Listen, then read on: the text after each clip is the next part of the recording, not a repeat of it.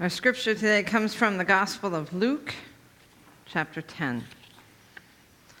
Just then a lawyer stood up to test Jesus. "Teacher," he said, "what must I do to inherit eternal life?" He said to him, "What is written in the law? What do you read there?" He answered, "You shall love the Lord your God with all your heart, with all your soul, with all your strength, and with all your mind, and your neighbor as yourself." And he said to him, "You have given the right answer. Do this, and you will live." But wanting to justify himself, he asked Jesus, "And who is my neighbor?" Jesus replied, "A man was going down from Jerusalem to Jericho and fell into the hands of robbers, who stripped him, beat him, and went away, leaving him half dead. Now by chance a priest was going down that road, and when he saw him, he passed by on the other side. So likewise a Levite, when he came to the place and saw him, passed by on the other side. But a Samaritan, while traveling, came near him, and when he saw him, he was moved with pity. He went to him and bandaged his wounds, having poured oil and wine on them. And then he put him on his own animal, brought him to an inn, and took care of him. The next day he took out 2 denarii, gave them to the innkeeper, and said, 'Take care of him, and when I come back, I will repay you whatever more you spend.' Which of these 3 do you think was a neighbor to the man who fell in the hands of the robbers?" He said, "The one who showed him mercy." And Jesus said to him, "Go and do likewise."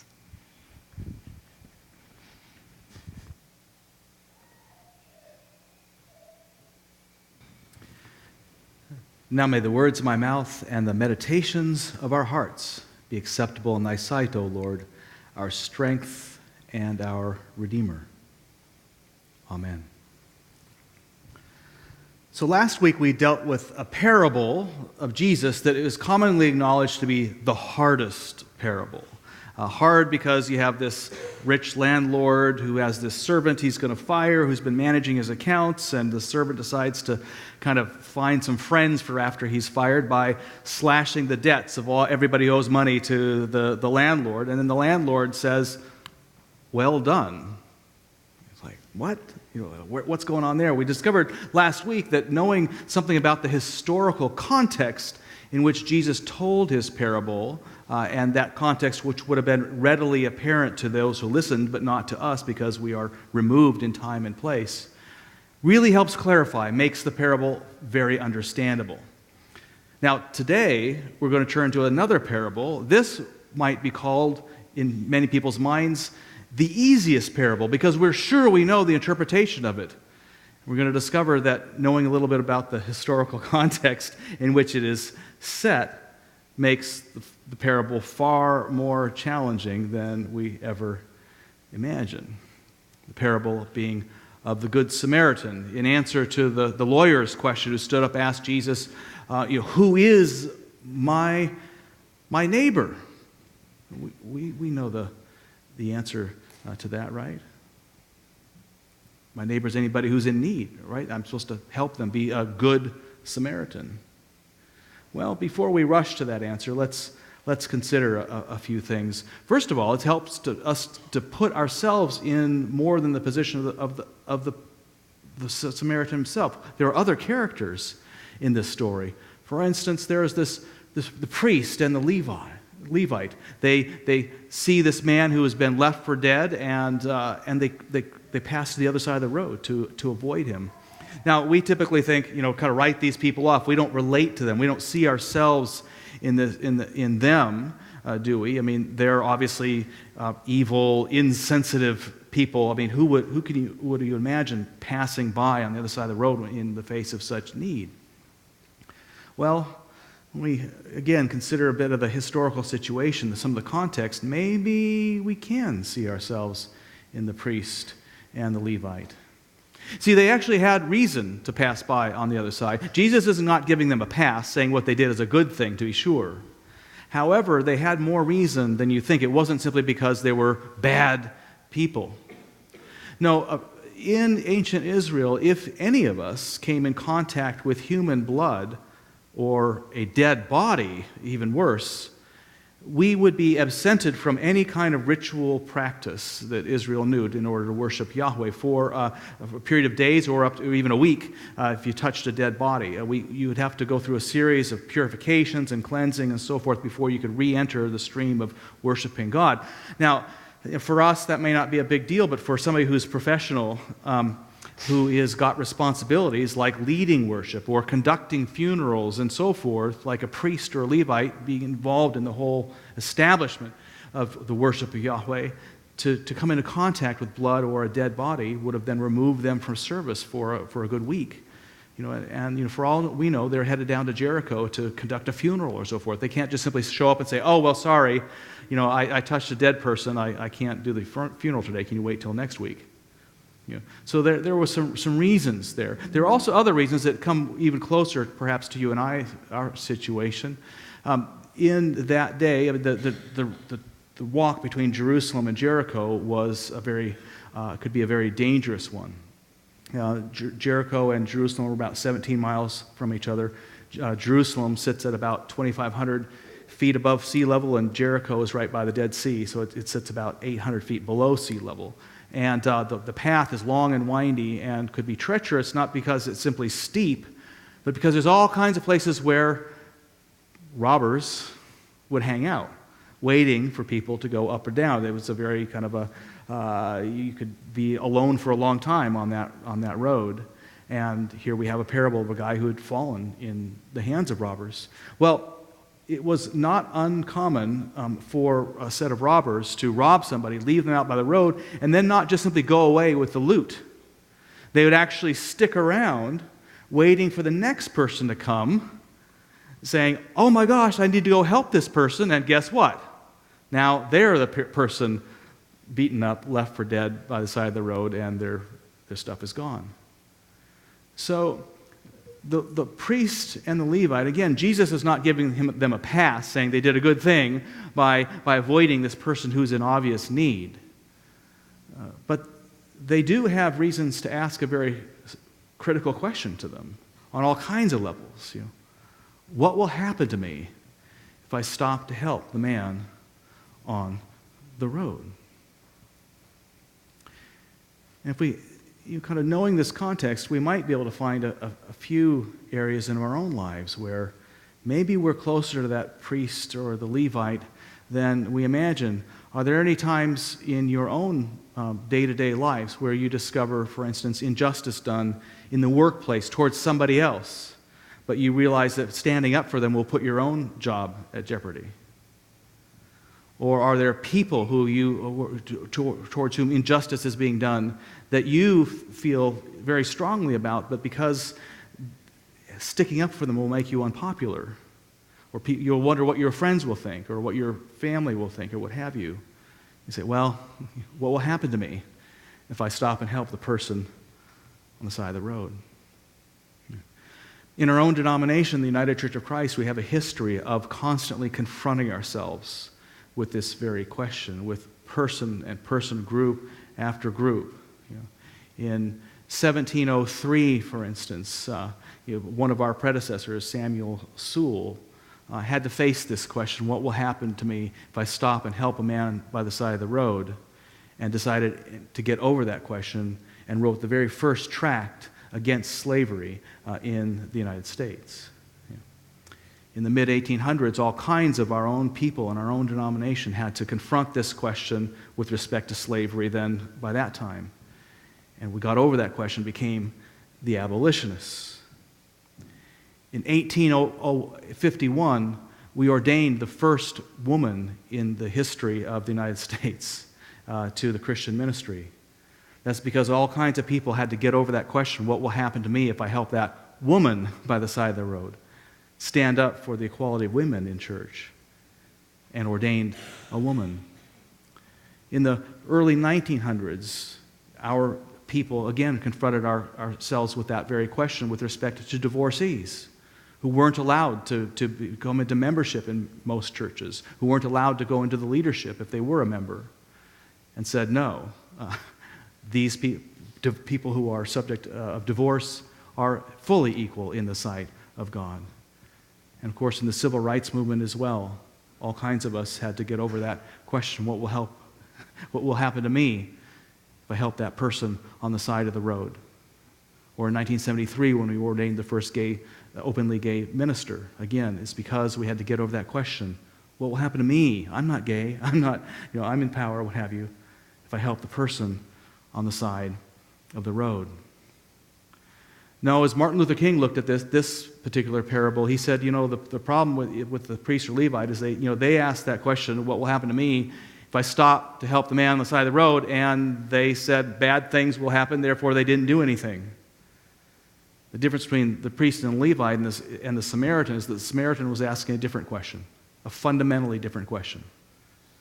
Instead of simply asking what will happen to me if I stop and help this person, the Samaritan was asking, if I don't stop, what will happen to the man on the road? And so likewise, that's what helped our own ancestors, our predecessors before us, to answer that question. More concerned with the person on the road than they themselves. But is this the solution to the parable? Is this what Jesus is really trying to get us to arrive at? Is that fundamental question, is instead of turning from ourselves and the dangers that we may run into if we help somebody in need, to simply being more concerned with them than ourselves? Well, it's certainly a laudable ethic. But if we take that too far, we end up becoming like people on the side of the road, because there's so many people to help in this world. I mean, every 3.6 seconds, somebody dies of hunger in our world. Which one are you going to help? I mean, there's so much need in our world, from hunger to poverty to still continuing racism and sexism and so forth. I mean, there's so many people who could legitimately be calling to us saying, "Hey, help!" It's hard not to just go around feeling like you're completely cold and unfeeling. If you got to help everybody, every single person, we're probably going to be completely exhausted. Is this what Jesus wants of us? Is to be good Samaritans to every single person we come across who's in need? How can we unless we're superhuman? Well, here again, knowing something of the historical context may help shift the focus even more in this parable. And thankfully, due to a very recent discovery, we have a lot more information about the Samaritan than we used to have before. If this is so recent, you may not even heard the news yet, but just very recently, an archaeological team digging around the Temple Mount in Jerusalem uncovered a 2,000-year-old videotape of Jesus preaching this very parable. It's amazing. And through very hard work and diligence, we were able to bring that videotape to you this morning. Here's Jesus teaching the parable of the Good Samaritan. He walked by on the other side, leaving the man helpless. But then, who should wander by but a Samaritan of all people? And he actually helped the man. Hang on, Master. No, he did. He went over and actually... No, sorry. No. I mean, this is what I'm saying. That a Samaritan, all right, so have a good think about your attitudes, went and helped. Yeah, no, I see. No, stick with it. Because what I'm saying is that he was a good Samaritan. That's good Samaritan, if you could imagine such a thing. Yes, I can. I think we all can. Yeah. I know there's a lot of prejudice against Samaritans, which is terrible. But I'm sure I speak for everyone in this room when I say that there are loads of really nice Samaritans. Yeah, some of my best friends are Samaritans. Yeah, me and the wife went on holiday to Samaria last year, and they were lovely people. Couldn't do enough for you. Yeah, so what I'm finding offensive, and I'm sure I'm not the only one, is your unreflecting acceptance of this cliche that all Samaritans are wankers. No, I'm saying he was good. Yeah, but you're implying that the fact that he was good is worth a story in itself. It's some kind of weird curiosity, like an albino Nubian. No, I'm saying that goodness comes in unexpected places. Yeah, and I'm saying that the fact that you wouldn't expect goodness from a Samaritan betrays your inherent racism. Okay, all right, that's a big word. Let's just take a deep breath here. I didn't mean to offend anybody. That's the last thing I intended. I didn't realize there were any Samaritans in the room. No, that's not the point. Or Samaritan sympathizers, Sammy lovers. Oh, I can't believe I'm hearing this. No. I didn't realize it was such a PC environment here, and I suppose I thought that having what was only intended as a fond pop at our Samaritan neighbors, friends even, if you like, would not be inappropriate in the context of a story which is, after all, about goodness. And at the end of the day, it is only a parable. What, it didn't really happen? Well, of course not. A Samaritan tosser wouldn't do that for his own grandmother. Jesus Christ! Jesus, what? You wonder why he was crucified. Tough crowd. Okay, well, maybe that's not a real archaeological discovery, but there is a real one that does point to something truly revealing about Samaritans. And that is this rock. This was discovered in recent years at the Temple Mount as excavators. Benjamin Mazar, a very famous Israeli archaeologist, was digging around there, found this stone that with an inscription on it. The inscription actually doesn't deal with Samaritans. It simply says to the trumpeting place. But that stone was significant in the sense that it was dated to the Second Temple period. So that would have been about 510 BCE when they finished that Second Temple. Now that temple had been destroyed in 70 CE. So this is an early artifact. Probably it says to the place of the trumpeters because it was meant to go to the place where the shelf where the trumpeters would be up and for worship. And but the reason why this kind of this points to the Samaritans is that the Second Temple has an interesting history to it concerning the Samaritans. You see, stepping back a little bit into history, the Jews, when they came out of exile in Babylon, they were exiled there by the Babylonians in 586, and then after about 40, 50 years in exile, they finally then returned to the land. And when they returned to the land, the very first thing they wanted to do was build the temple in Jerusalem and erect the walls to keep everybody safe around Jerusalem, which had been destroyed by the Babylonians. And coming up to help them, all excited to be of huge help to them in their building project, were Samaritans. And they came, and we read about this in the book of Ezra. They come and they say, "Let us build with you, for we worship your God as you do, and we have been sacrificing to him ever since the days of King Esarhaddon of Assyria, who brought us here." And the Jewish people say, "Yes, thank you for the help. Oh, wonderful." Not. They say, "Are you kidding? No way in hell can you participate with us. We don't want your help. Go away."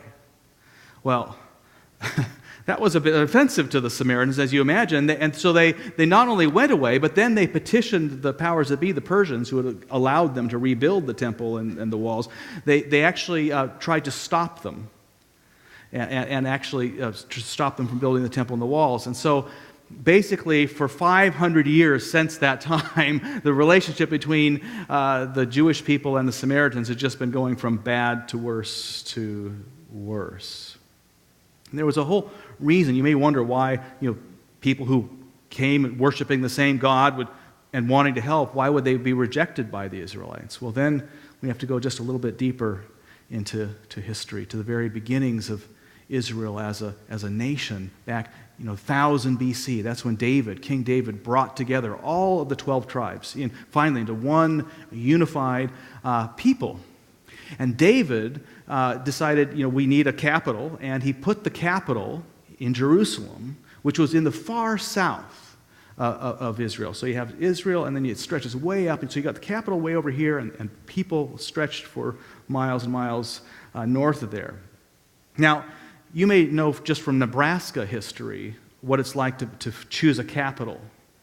Originally the capital was going to be in Bellevue, and then the people argued for Lincoln, for Omaha, for Florence, all these different places. Why? Well, because everybody knows that where the capital is, that's where the power is. And so David decides to build Jerusalem in the south. Well, that's where the power is going to be. Well, that was all well and good for the tribes in the south. Judah and Benjamin, they would do very well, but there are a whole 10 tribes stretched out in the north that weren't quite so happy about that. They thought the capital should be in a place called Samaria. So David builds this capital city. So people are agitated enough. Well, to make matters worse, his son Solomon decides, well, we need also the religious center of the world. Let's build that also in Jerusalem. Well, now you've got both the political and the religious world all revolving around the south and the southern tribes, and the north are getting really agitated, especially since Solomon needed a little help paying for all this. So the taxes went up for everyone in order to then create a lot of this power center in the south. And now religious power as well. So by the time his son, Solomon, dies and his son Rehoboam arises, people show up from the north ready to support him, but they say, well, you know what, we're not so wild about supporting you unless there's a few reforms made, like we want lower taxes. Not because people were sick of paying taxes, but because they wanted to weaken the power of the South.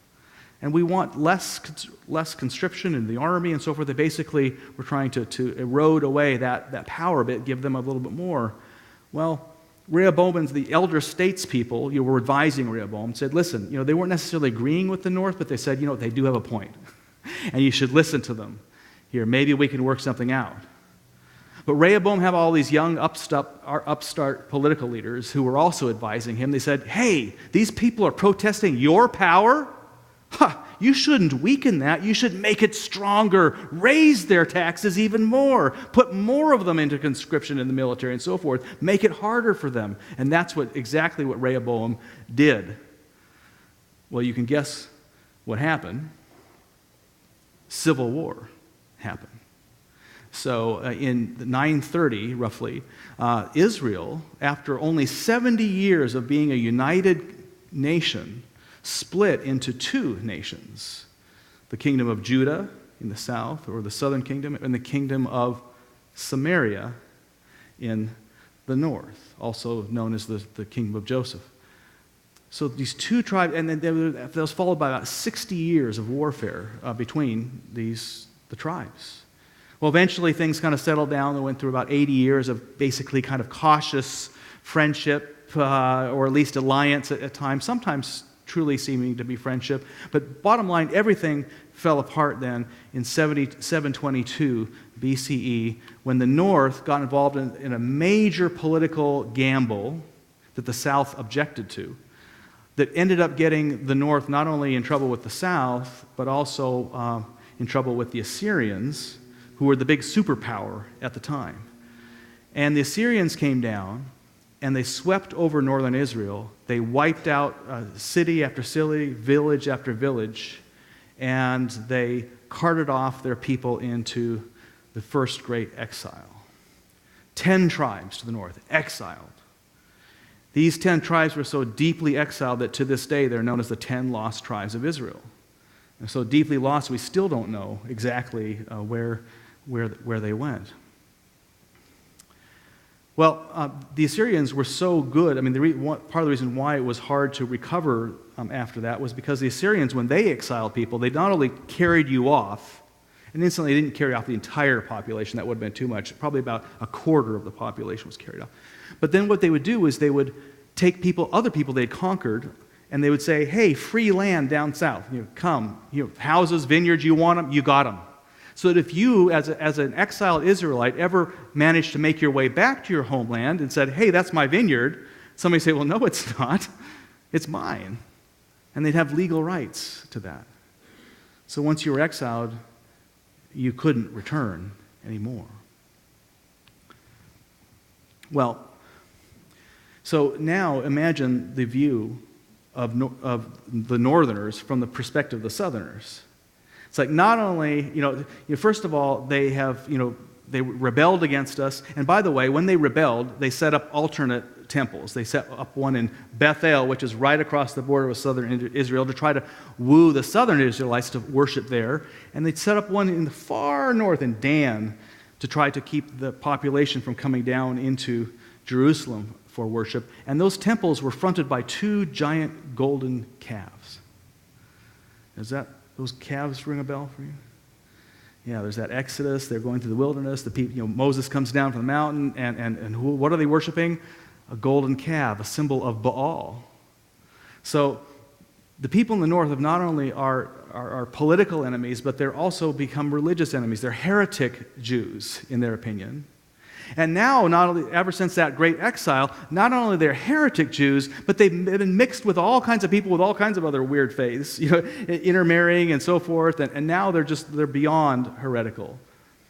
So you can imagine when the people of the south then experienced their own exile, once the Babylonians were in charge up there, after they conquered the Assyrians and then exiled the Jews to the south, when they come back to their land and say, we need to build our temple and the walls, and all these Samaritans show up saying, hey, we worship your God, Esarhaddon brought us here long ago and stuff, you can understand why they weren't quite so happy to have the help.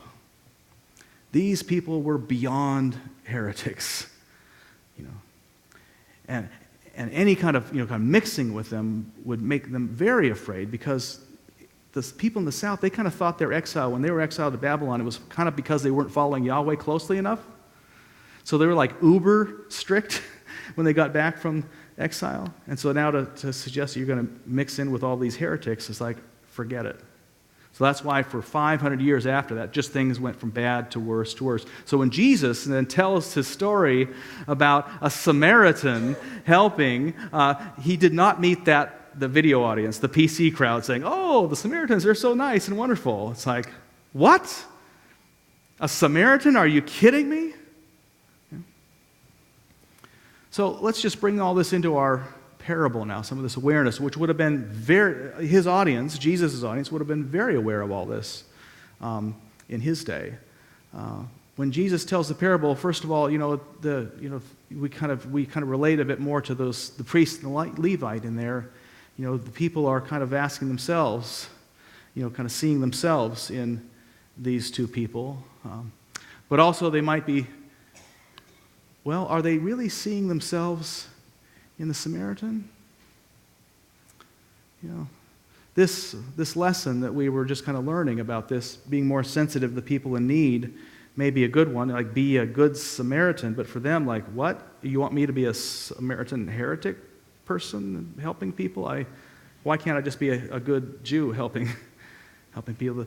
The parable gets a bit fuzzy at this point. Why would Jesus name a Samaritan as the person who's helping? Why not just a good Jewish person? That makes it all clear. We need to help people by the side of the road. Well, we run into trouble because we keep, the lawyer is asking the question, who is my neighbor? But we keep trying to answer the parable, not by that question, but we keep considering the parable by this question: how am I to act as a neighbor? Like, I need to be a good Samaritan. I need to help somebody in a time of need, right? But Jesus is not answering the question of how am I to act as a neighbor. He's not saying you need to help every person in need. He's asking his question was, who is my neighbor?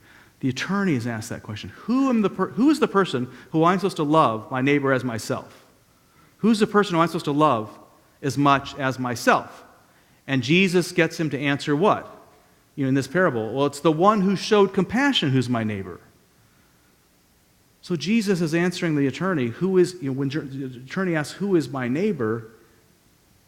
The Samaritan is your neighbor. It's not the person on the ground. The Samaritan heretic is your neighbor. The Samaritan who embodies everything you think is wrong with the world, everything you think is inappropriate as a good person of faith, the Samaritan is your neighbor. Well, this gets even a little bit more outrageous, because for the Samaritan to be the attorney's neighbor, who's the attorney in this parable then? The man lying near dead by the side of the road. Jesus is inviting the attorney to see himself as that person. not as the powerful person who needs to reach out and help somebody in need who needs his help desperately, but to see himself actually as the person who is as desperately in need as that person by the side of the road. And by extension, Jesus is asking you to find yourself in this person as well, and me to find this person too. Can you find yourself here in this parable? Well, as Westerners, especially living amongst the greatest, one of the richest, wealthiest countries in the world, it's hard for us to, we don't read parables this way. We don't read parables putting ourselves in the weakest position. We put ourselves in the strongest position, asking, who are we amongst the strong and powerful? It's hard for us to adjust.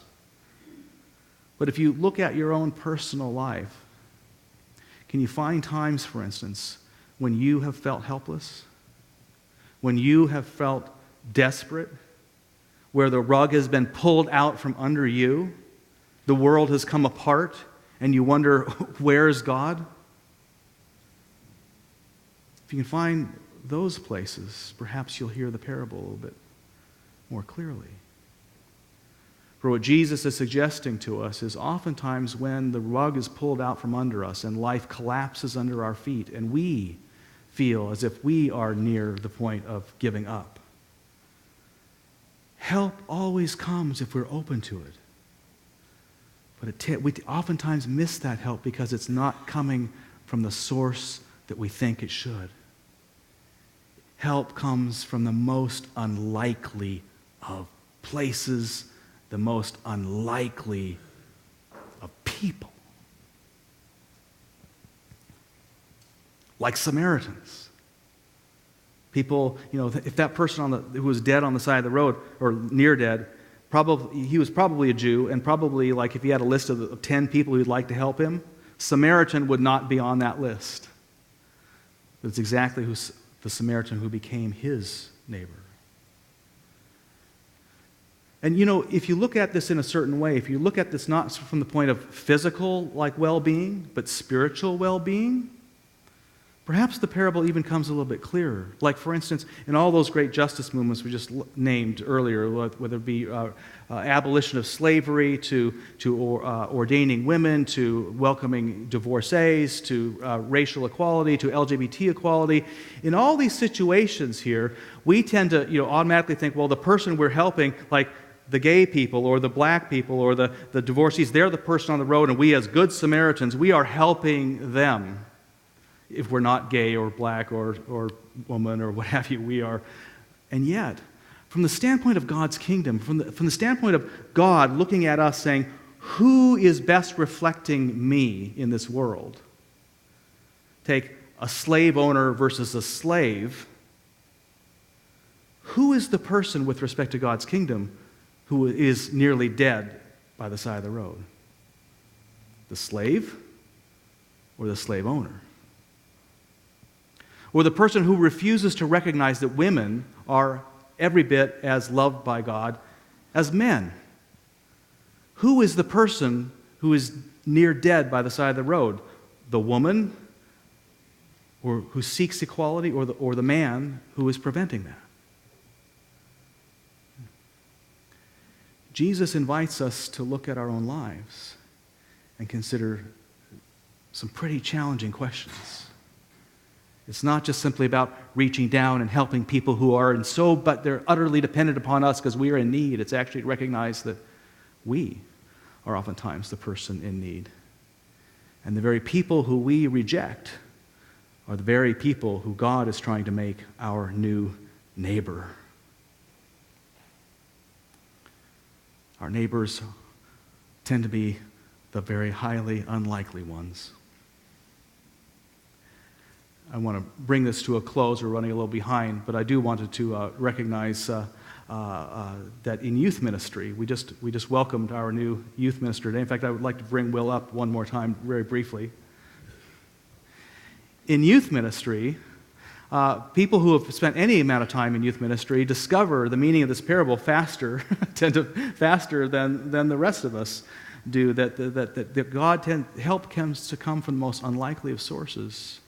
And sometimes the people we think we're helping, well, Will, first of all, welcome. It's wonderful to have you with us. Thank you. We're so excited. You start actual work on the 20th, right? Yeah, next Sunday, and it's my honor to serve your students here, our students, and I look forward to countless nights staying up all night and pizza, trips in a crammed van, representing you in the trustee meetings. So it's my pleasure. Great.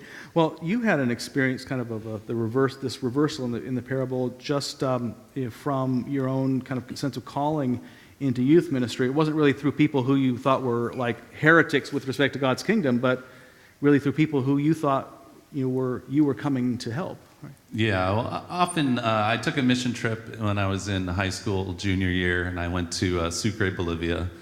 And often we think we're going with our material and our knowledge and helping these people. And we lived in a Bible Institute for 2 months, and I was so impressed with the people that lived there and that worked there. And we didn't speak the same language. We never understood each other at all. But there was something about the way they lived and the integrity which with they lived that moved me to the point where after that trip was over, I knew that God was leading me into full-time service in a similar capacity as the people that I saw there. Mm, yeah. Now, do you have to go to Bolivia to find this? Well, this unfortunately, you do. And they often have airstrikes there, and you can't get out. No, but I think it's the way that your eyes are open and your heart's open to allowing somebody else to touch your life. And instead of constantly saying, "Oh, what can I do for somebody?" To be aware that there are people out there that want to do something for you, and you kind of have to shed your pride and accept it. Are there any kind of life learnings that you've experienced over your 20 years of youth ministry that came from the youth themselves? Oh yeah, in my first church that I served, we'd play a lot of ultimate frisbee, and one of the girls, after a game of ultimate frisbee, came up to me and just chewed me out. Let me have it that I wasn't passing the frisbee enough to the girls. And it might seem like a really small thing, but it actually revolutionized the way that I went about ministry, really making the youth group totally accessible for girls, boys, anybody, and not just kind of narrowing it on one particular set of people. So, her coming up to me and yelling at me after the youth group meeting was one of the best things that happened. Absolutely, yeah. Excellent, yeah. They come from the most unlikely of sources, huh? Yeah. Yeah, absolutely, and become our likely heroes. Yeah. Well, thank you, Will, for spending a moment on your very first Sunday here, up already on the chancel talking. Yeah. And we look very, very much forward to a lot of years of youth ministry. I know that one of the things that in the interview process when we asked you, what do you love about the youth ministry? He spent 18 years his last call, and I remember you saying that one of the things I love about it is that we had people who were in my high school youth group who I literally knew before they were born. I mean, I knew when their parents were still pregnant with them, and you were able to watch these people develop and then come into your realm. And we look forward to just as long a tenure here as you had. All right, yeah. If I don't eat too much pizza, I guess. That's right. Well, thank you. Thank you. Amen.